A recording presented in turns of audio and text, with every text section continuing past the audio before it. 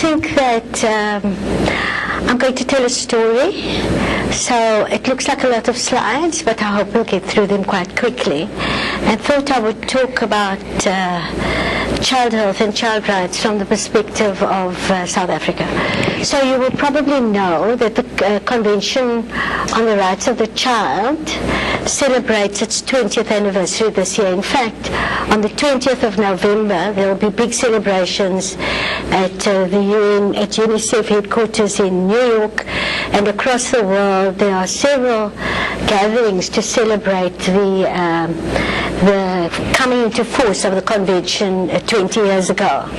So what does it mean? What is the convention? It's an instrument which prescribes an entitlement to human rights with children being human, in this case children's rights. And it's very interesting because it holds together both political and socio-economic rights, unlike many of the other human rights conventions. It prescribes rights and responsibilities of duty bearers, being both the state and civil society. So the responsibility for promoting and protecting children's rights doesn't just lie with the state. It also lies with institutions in civil society like universities. And it has four basic principles. The first being making sure that the best interests of the child are served. The non-discrimination principle, that no child should be discriminated against, that each child is entitled to maximum survival and development, and also to participation in decisions about their own lives. And the implementation is that every country is required to ratify the convention, to then interpret it and translate it into national legislation and policy. And then there's a process of monitoring and reporting. Once you've ratified, every 5 years, you write a report to the UN. So what's interesting is that there are only two countries that haven't ratified the convention. Somalia is one, and the United States is the other. And there is now a petition out to urge President Obama to take action for children's rights. After 20 years, it's felt that it's time that the US now ratifies the convention. And on the 1st and 2nd of June, there was a big conference at the Georgetown University Law Center. The keynote speaker was Marian Edelman of the Children's Defense Fund, calling on the states to ratify the convention.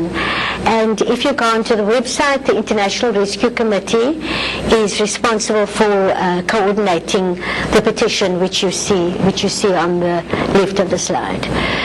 So I thought I would tell you the story of South Africa and what's happened to us. And on the left you will see the city in which I live, just below that mountain. And if you look at that mountain from the airport, you will also see the slums that still exist as you're driving towards the airport. So in fact, in all the beauty of South Africa, we still have disparities. And I want to take you through the journey that I've experienced. So these are some of the posters from our struggle for human rights. And that struggle started 300 years ago when we were colonized, and it accelerated in the 70s and 80s. And you see all the posters and you will recognize our Rebel Rouser Supreme, Desmond Tutu. It was a struggle in which civil society played a huge role in advocating for a change in the order and the ending of apartheid.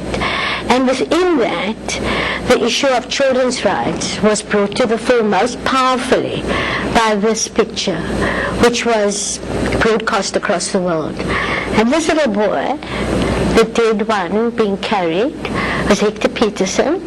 He was 13 years old. He was at a school in Soweto. And he was a bystander in the Soweto uprising in 1976, where schools objected to having to learn Afrikaans, which was the language of the oppressor. And the cause of death was a bullet through his head, which was fired directly at him by the South African police, who at that time claimed that the bullet had ricocheted off the ground into him. And so that picture really symbolized for us the extreme oppression that the whole of the country experienced as a consequence of the apartheid legislation, but particularly the oppression that children experienced.